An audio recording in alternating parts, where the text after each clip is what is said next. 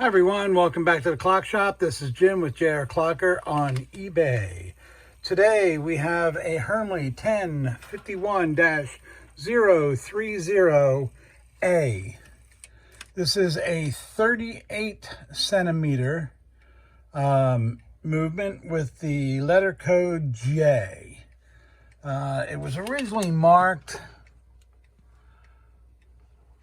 I don't know, but it was put in here 38, or maybe it was always 30. I don't know. I'm just gonna call it 38 as it is.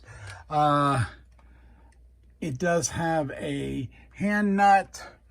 I don't know whether it's new old stock or not, but it is running very well, and it doesn't look like it needs to be cleaned up.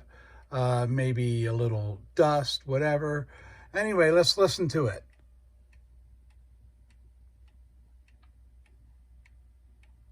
Thanks for stopping by.